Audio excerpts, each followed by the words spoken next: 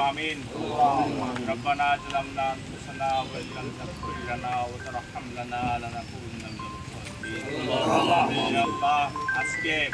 এই সকাল বেলায় এখানে আপনার একজন শহীদ বান্দার কবরের পাশে দাঁড়িয়ে দুটো হাত তুলেছে খোদা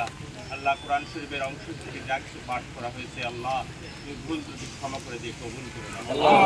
আল্লাহ আমরা যা কিছু পাঠ করেছি তার সব আমাদের প্রিয় নবী সারা জাহানের ইমাম হযরত মুহাম্মদ সাল্লাল্লাহু আলাইহি ওয়াসাল্লামের রওজার করে আমরা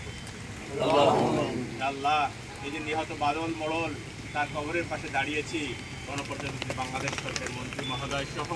এই এলাকার স্থানীয় গণ্যমান্য ব্যক্তি সাবেক সংসদ সদস্যদেরকে নিয়ে আল্লাহ তুমি তাকে মাফ করে দাও খুদা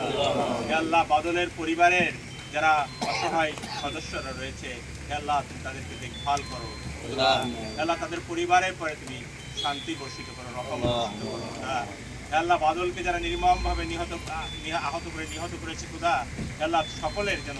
শাস্তির আওতায় আসে এবং তাদের যথাযথ বিচার হয় সেই ব্যবস্থা তুমি নিশ্চিত করে দেবো খুদা আল্লাহ